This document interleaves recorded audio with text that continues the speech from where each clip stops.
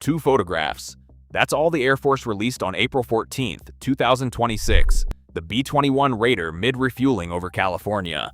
The official framing was a milestone, but the overhead angle exposed what years of secrecy had concealed: blended inlets, chevron exhaust, a clamshell door engineered for stealth the B-2 never achieved. With billions committed to a bomber purpose built for great power war, what these images reveal goes far deeper than any milestone. On April 14, 2026, the Air Force released 2 high-resolution photographs that captured the B-21 Raider in the midst of aerial refueling. These images, distributed through official channels and rapidly picked up by Northrop Grumman, were not just routine publicity. Each frame was tied to a March 10th flight over Eastern California, a 5-hour, 33-minute sortie with a KC-135R tanker from the 370th Flight Test Squadron at Edwards. The side view revealed the bomber poised behind the tanker's boom, while the overhead shot exposed the upper surface and a glimpse of cockpit geometry never shown before. For the first time, the public saw the dorsal refueling receptacle in use, the aircraft's skin marked by subtle walkway lines and maintenance ports. The Air Force's decision to release these specific images, after years of strict classification, signaled a new phase: selective transparency, where proof of progress is measured in what is shown and what remains hidden. The release itself became the first undeniable evidence that the B-21 was not only flying, but already executing complex, long-duration test missions. The overhead photograph reveals features that, until now, were only the subject of speculation within the aviation community. The blended air inlets are deeply recessed, their lips hidden behind a subtle step in the fuselage, eliminating sharp edges and reducing radar returns from the front. Near the trailing edge, chevron-shaped exhaust openings create a jagged boundary, and this sawtooth pattern is designed to mix hot exhaust with cool air, lowering the infrared signature and complicating detection by heat-seeking sensors. Thin walkway markings run just aft of the cockpit, likely serving dual purposes: guiding maintenance crews and managing surface heat flow without compromising stealth. Small air data ports are positioned near the nose, tucked into the smooth, low-observable geometry. The wingtips, more angular than those of the B-2, introduce a serrated profile that further scatters radar energy. Each of these choices, visible for the first time, reflects Northrop Grumman's approach to balancing accessibility, maintainability, and low observability in a platform designed for the next era of strategic competition. The dorsal refueling system stands out as the B-21's most revealing mechanical feature in the newly released images. 2 clamshell doors form a tight seal along the bomber's upper spine, blending almost invisibly into the surrounding skin when closed. This approach is a departure from the B-2 Spirit's rotating cup mechanism, which introduced seams and complex moving parts that required extra care to maintain stealth. The clamshell design, engineered by Northrop Grumman, eliminates exposed edges and minimizes radar reflections, supporting both low observability and aerodynamic efficiency. When opened, the doors swing outward just enough to allow a tanker's boom to connect, then return to a flush position that restores the bomber's smooth profile. This solution not only reduces the need for heavy radar-absorbent coatings, but it also simplifies maintenance. Each panel can be inspected or replaced independently, shortening turnaround times between missions. The visible refinement of the refueling system is a clear sign that the B-21 program is moving beyond prototypes, focusing on the practical demands of sustained operations and long-term survivability. Congressional action in July 2025 set in motion a surge in B-21 production that would have been unthinkable a year earlier. Lawmakers approved a $4.5 billion appropriation, splitting the funds between research and development and direct procurement. The intent was clear: compress the timeline between test flights and operational squadrons, and turn a handful of prototypes into a credible fleet. Northrop Grumman, under growing scrutiny, was tasked with scaling up its manufacturing lines to meet the Air Force's demand. The contract called for 5 low-rate initial production lots, each representing a new batch of aircraft moving from concept to assembly. By 2026, the first 5 lots were already committed, covering 21 bombers and signaling that the Raider was no longer a boutique project but a foundational weapon system.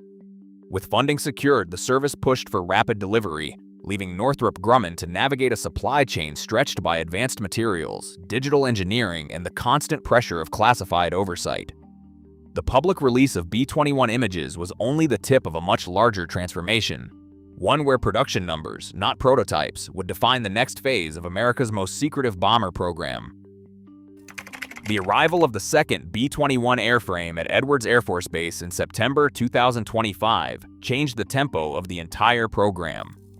For the first time, the combined test force could divide tasks across multiple aircraft, allowing parallel lines of testing that had been impossible with a single prototype. Northrop Grumman engineers and Air Force flight test pilots worked side by side, cross-checking results as new mission systems and stealth features were put through their paces. With two airframes, the team accelerated validation of radar-evading coatings, avionics integration, and weapons bay operations, often running simultaneous sorties to gather broader data.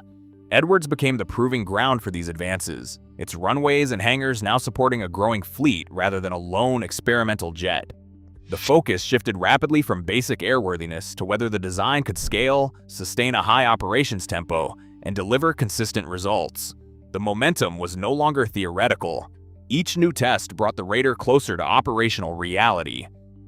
Comparisons between the B-21 Raider and its predecessor, the B-2 Spirit, often start with size and fuel capacity.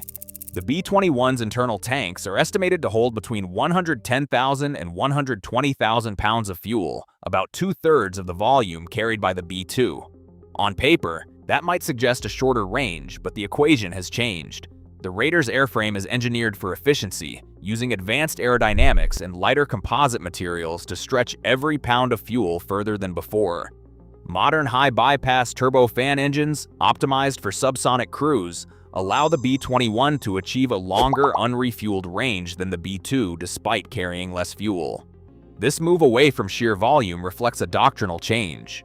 Where the B-2 was designed to operate at the edge of known threats, the B-21 is built for the heart of contested airspace, where adversaries deploy layered air defenses, rapid sensor fusion, and counter-stealth radars.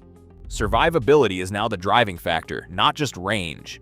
The Raider's mission profile calls for flexibility, including deep penetration strikes, standoff launches, and persistent presence, all in environments where the legacy fleet would be at risk. The focus is no longer on novelty or symbolic reach, but on a practical, adaptable platform designed to outlast and outmaneuver the threats of a new era. Ellsworth Air Force Base in South Dakota stands as the gateway for the B-21 Raider's operational debut.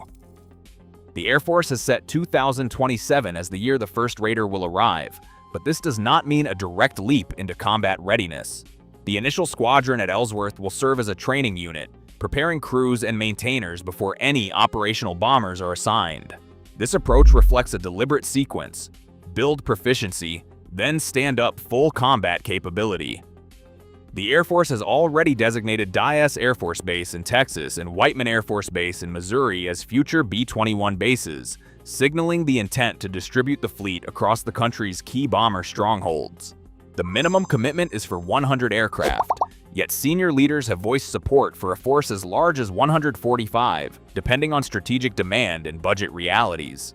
With Ellsworth as the first institutional home, the B-21 moves from prototype status to a permanent fixture in the Air Force's force structure, shifting the focus from secrecy and development to sustained presence and readiness. The next 2 years will decide whether the B-21 Raider transforms from promise into reality. The Air Force has made its intentions clear. The Raider is not just another addition to the fleet, but the platform that will replace both the B-1 Lancer and the B-2 Spirit. Its future is tied to America's ability to deter peer adversaries across the full spectrum of conflict, from nuclear standoff to high-intensity conventional war. In this role, the B-21 is designed to penetrate modern air defenses, operate in denied airspace, and deliver both strategic and tactical effects when older bombers cannot survive. The program now faces a test that goes beyond flight hours or technical milestones. Cost and schedule discipline have become as important as stealth and range. Congressional funding has accelerated production, but each step forward brings new scrutiny. Every delay or overrun is measured not just in dollars, but in strategic credibility. The Air Force is no longer just a test authority, it is the architect of a force structure that must be ready for a contested future. The B-21's progress in the coming months will serve as a public measure of whether the United States can modernize its deterrent in time and at a scale that matches the threats ahead. As the B-21 moves from shadow to runway, its future isn't just about hardware, it's about who controls the skies when tensions spike. In 2027, the world will watch America's bet on stealth unfold in real time. The next arms race is already airborne. What happens next is not secret,